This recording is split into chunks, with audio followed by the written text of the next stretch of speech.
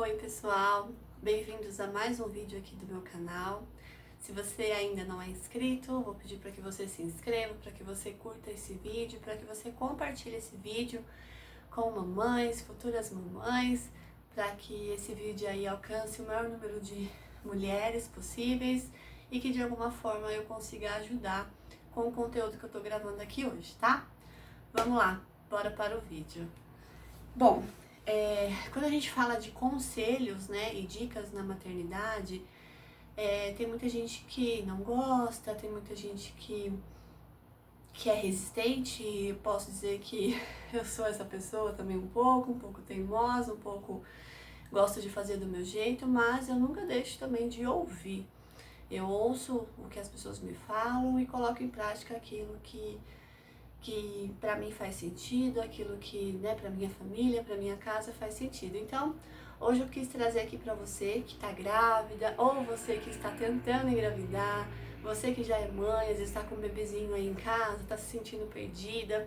Eu acho que essas dicas que eu tenho aqui para vocês hoje, dicas, conselhos, né, não sei como chamar exatamente, acho que vai agregar aí na vida de vocês, tá bom? Vou tentar ser breve para não esticar muito a conversa aqui. Bom, meu primeiro conselho hoje como mãe, e acredito que é o conselho mais lindo que eu poderia dar para você que está aí me assistindo, mulher, é a oração, né? Independente se você já é mãe ou se você está grávida, antes mesmo, né, de engravidar, eu acho que o nosso papel ali como filha de Deus, como serva de Jesus, é pedir, né, para que Ele nos conceda esse milagre, para que Ele nos abençoe, e com certeza Deus vai ouvir a nossa oração e vai, né, nos abençoar. Enquanto estamos grávidas, né, eu fiz muito isso na minha gravidez e acredito que surtiu muito efeito na minha gestação. Eu orava todos os dias, impondo a mão sobre a minha barriga. Tem um vídeo aqui no canal, inclusive, falando sobre isso. O quanto foi importante para mim. Eu sempre declarei vida ao meu ventre antes mesmo de engravidar. Depois que engravidei, eu sempre profetizava o futuro do Pedro, dizia ali, né, para minha barriga quem ele seria, o que ele seria. Só palavras boas, palavras de bênção sobre a vida dele. E obviamente agora, né, depois que ele nasceu, quem não sabe, o Pedro já tem 1 ano e 1 mês, eu continuo orando todos os dias pela vida dele, abençoando a vida dele, decretando ali milagres sobre a vida dele, saúde, prosperidade, que ele seja um homem bom, que ele seja um homem íntegro, enfim, né? Aí vai da sua intimidade com Deus. E eu não estou aqui falando sobre religião, eu estou falando sobre fé, sobre aquilo que você crê, em quem você crê. Eu creio em Deus, eu creio em Jesus. E é a Ele que eu entrego a minha vida, a vida da minha família, a minha casa, meu casamento, todas as áreas da minha vida é a Ele que eu entrego. Então é sobre isso que eu tô falando. Então a oração, ela tem um poder muito grande ali na vida dos nossos filhos. Nós como mães, né, podemos impor as mãos ali sobre os nossos filhos, nossos maridos e orar por eles. Eu tenho certeza que vai fazer toda a diferença na vida e no futuro dessa criança e dessa família, em nome de Jesus. Outro conselho, né, que eu recebi, que para mim foi bom, foi sobre roupas e fraldas para recém-nascido, né? Quando eu estava grávida, eu ouvi os dois lados. Teve pessoas que chegaram em mim e falaram, viu, não vai usar? Não usa, a criança geralmente nasce grande, não vai usar. E outro lado que disse que sim, que era para mim comprar pelo menos algumas pecinhas, pelo menos um pacote de fralda, RN. E eu decidi ouvir que sim, que eu deveria ter. Então eu comprei bem no final ali da gestação, body, macacãozinho, calça, né, que alguns chamam de mijão, e fralda RN. E eu usei bastante. O Pedro nasceu bem pequenininho, então eu usei bastante. Então fica aí a dica para quem está grávida, né, que é importante ter sim algumas pecinhas, não precisa ter um monte de roupa, e a fralda também. Então não deixar pra comprar depois que o bebê nascer, que vai estar ali naquela correria, naquela loucura, às vezes não, né, acaba não dando tempo, enfim. Então essa é mais uma dica, mais um conselho que a mamãe aqui tá dando pra vocês. Outra dica, assim, já falando, né, do bebê quando já nasceu, que foi assim, na verdade, algo que eu pesquisei. Quando eu tava grávida, eu tinha bastante tempo, né, não tava trabalhando, então eu gostava muito de ler sobre amamentação, sobre rotina, sono do bebê, e tudo que eu lia falava de rotina, né? Se vocês quiserem, é um assunto um pouco mais extenso. Você, mamãe, que tá grávida, ou que quer engravidar, ou que tá com problemas aí, né, com o bebê. Se vocês quiserem que eu grave um vídeo mais específico falando de rotina, de como que eu fiz, eu vou ter o maior prazer de falar a minha experiência pra vocês. Porque pra mim fez muita diferença. Demorou para as coisas se encaixarem, mas depois que se encaixou, até hoje a gente colhe aí os frutos dessa rotina que eu fiz com o Pedro. Porque eu vi muito. Então foi dicas que eu peguei na internet mesmo, coloquei em prática e eu achei que super funcionou e tá funcionando até hoje com o Pedro. Então, quando a gente fala de rotina, né, não é algo assim tão certinho, tão maçante, tem que ser horário X, não, engloba várias coisas, por isso que é um assunto que eu teria que gravar um vídeo só falando disso. Então, é relacionado ao horário de banho, horário, né, para pôr eles para fazer o sono noturno, que é diferente das sonecas, é, as mamadas, às vezes o horário, né, para passear, para ele começar a entender qual é o horário que é a soneca, qual é o horário que é o sono noturno, se é de dia, se é de noite. Então tem aí umas dicas mais, né, específicas, se vocês quiserem comentem aqui que eu gravo um vídeo só falando disso para vocês, tá bom? Outra dica é passear com o recém-nascido. No começo eu fiquei muito presa aqui dentro de casa e eu comecei a surtar literalmente, porque eu tinha medo de sair com ele, principalmente, né, em ambientes que tivesse outras pessoas. Só que pro meu emocional e pra ele também, fez toda a diferença quando eu comecei a sair com ele. E esse sair pode ser simplesmente você pegar o carrinho, dar uma volta com ele no seu bairro, você vê a luz do dia, você vê pessoas, você sair desse ambiente que você passa o dia inteiro amamentando, trocando fralda, amamentando, trocando fralda, né? Então, assim, é uma rotina meio pesadinha, né? Só quem já passou por isso sabe. Então, sair, se puder ir para outros lugares também, faça, aproveita o recém-nascido, dorme em qualquer lugar, dorme em qualquer horário, dorme com barulho, sem barulho. E quando a gente tá ali, né, no olho do furacão, a gente não se toca dessas coisas, né? Então é um momento que às vezes dá pra você pegar o bebê e sair com seu marido, sei lá, tomar um café da tarde, procurar, lógico, ambientes que não seja tão fechado, aglomerado de gente, por conta das vacinas, da imunidade dele, ter responsabilidade, mas também pensar em você como mãe, você precisa estar bem, você precisa tá feliz ali naquele momento, porque tudo isso vai ser transmitido pro bebê. Então, uma dica muito importante, saia com seu bebê, assim que você puder, assim que você se sentir bem, saia. Nem que seja sozinha, você e ele, como eu falei, a pé mesmo, de carrinho, vai fazer muito bem pra vocês dois. Outra dica que me deram, e foi muito boa, minto, vou pra outra. Uma dica que a minha mãe me deu e que ela fez desde o dia que a gente veio pra casa, já no hospital mesmo, foi a questão da cabecinha do bebê.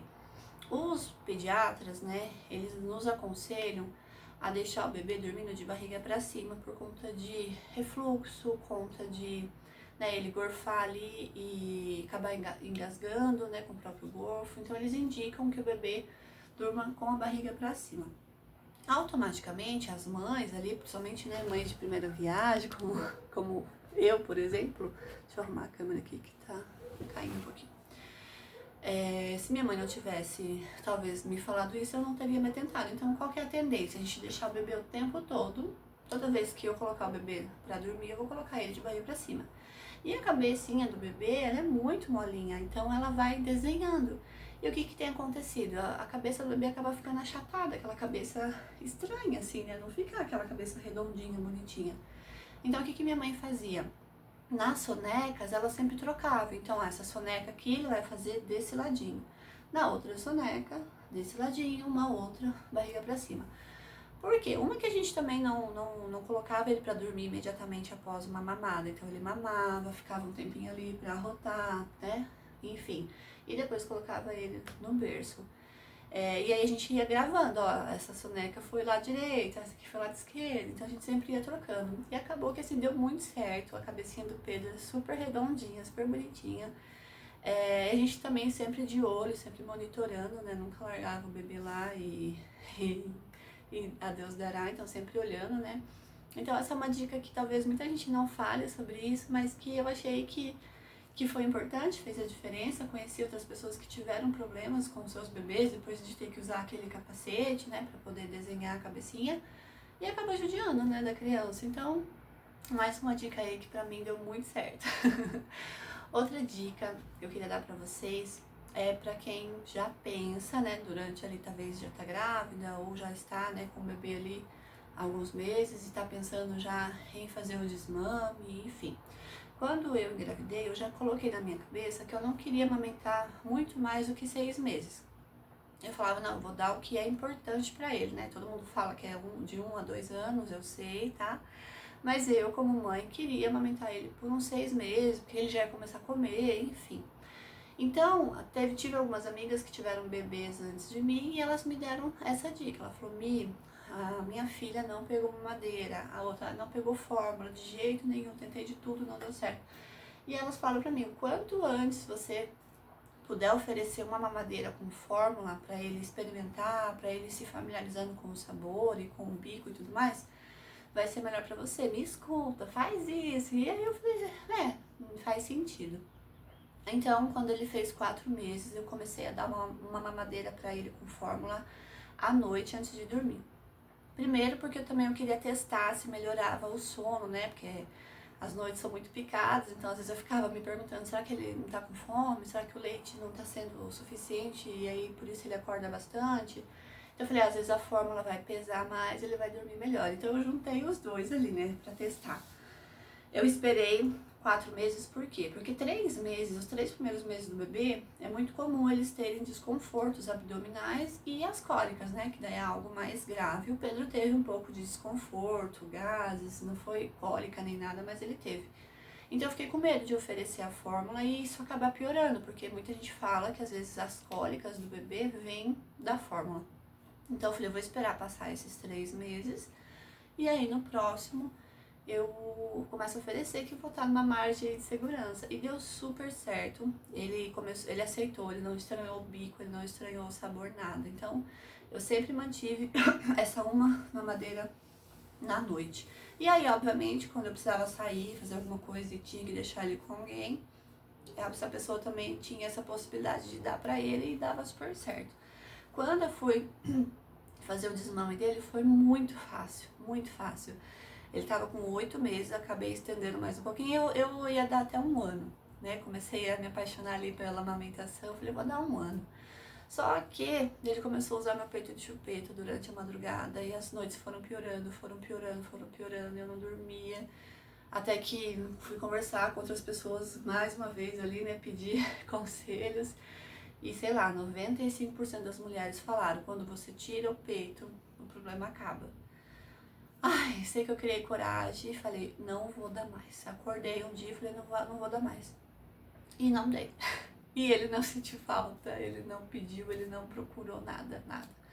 Simplesmente fui ofertando ali uma madeira, porque ele já comia também. Eu chorei muito, fiquei com os peitos desse tamanho, empedrado, com muita dor. Foi 3 dias assim de muita dor, fazendo massagem e tudo mais.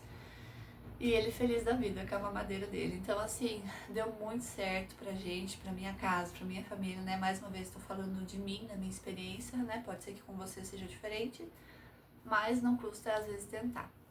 Outra coisa foi a temperatura desse leite, né?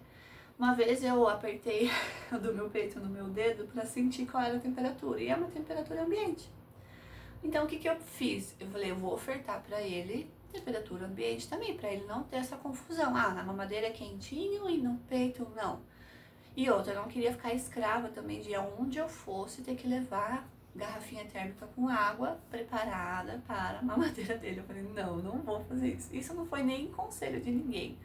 Fui eu mesma que falei, já tinha visto outras mães carregando pra lá e pra cá, garrafinha e tal. Falei, eu não vou, não preciso. Até as minhas irmãs mesmo, com as crianças já maiores, tem uma que só gosta do leite morno, a outra tem que estar um pouco quentinho. Então sempre tem que ter alguma forma de esquentar esse leite, enfim. Eu falei, não, vou dar pra ele temperatura ambiente. E super certo. Até comida, ele não liga pra comida, se tiver quente, se tiver fria, ele come de qualquer jeito. Então, assim, foi uma prática ali que eu fiz, que eu também achei que deu super certo, não fiquei escrava de nada, onde eu ia, colocava ali a aguinha na mamadeira dele, o leitinho ali no potinho e tava tudo certo. Então, assim, essa foi a minha experiência, né, mais uma vez reforçando aqui. Bom, acho que era isso que eu queria trazer pra vocês. Por último, e não muito menos importante, a sua intuição de mãe, né? Já me falaram isso, porque às vezes a gente passa no pediatra, a gente passa, né, com os médicos ali, ó, tem que ser assim, tem que ser assado e etc. Mas você como mãe, depois que você vira mãe, o seu sexto sentido também precisa falar, né? O seu coração também precisa falar. Então, assim, ouvir o seu coração, ouvir o que ele tá falando pra você, o que você tá sentindo naquele momento. É uma fase muito difícil, uma fase muito gostosa, uma fase que muda muita coisa, então você precisa se ouvir também e entender o que é melhor pra sua casa, pra sua família, pro seu bebê, pra você como mulher, né? E é isso. Espero que de alguma forma essas dicas te ajude, te leve para um outro nível, que você possa também passar essas dicas aí para suas amigas, para outras pessoas. Então aproveita para compartilhar esse vídeo, tentei ser o mais breve que possível. E se você está grávida ou já está com o seu bebezinho aí, vê se alguma dessas dicas se encaixa aí dentro da sua casa, dentro da sua família e coloque em prática e depois conta aqui. Ou se você já faz alguma dessas, conta aqui para mim saber um pouquinho de vocês. E se vocês colocarem em prática e também der certo, ou também não der certo, coloca aqui também pra gente acompanhar, tá bom? Um beijo, obrigada, até o próximo vídeo.